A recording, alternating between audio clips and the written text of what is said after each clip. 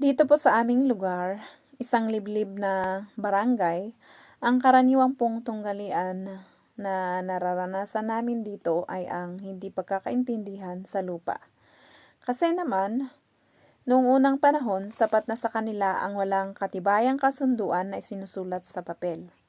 Kaya naman sa ngayon na sila na ay matatanda, hinahanap na ng kanilang anak ang papel na may kasunduan na sila ang bumili ng lupa pero walang maipakitang papel, kaya naman hindi na nagkakaintindihan ang mga nagkasundo noon kaya pwede na nilang akuin yung lupa.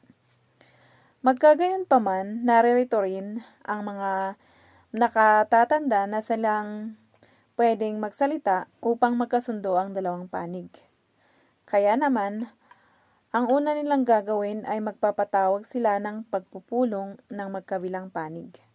Siguraduhin may mga kamag-anak silang kasama bago pa man simulan ang pagpupulong o sa Kalauya, tinatawag itong tungtong.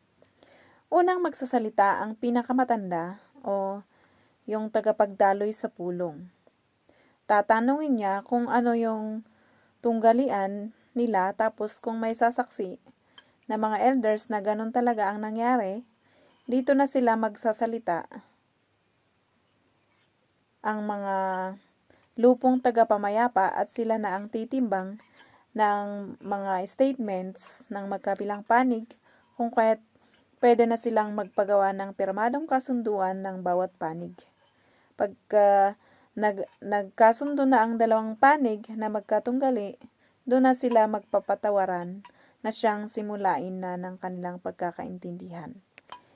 Pinagwawakas ang pulong ng isang panalangin ng isang pastor o basbas ng pinakamatanda sa lahat. Salamat po sa pakikinig. God bless.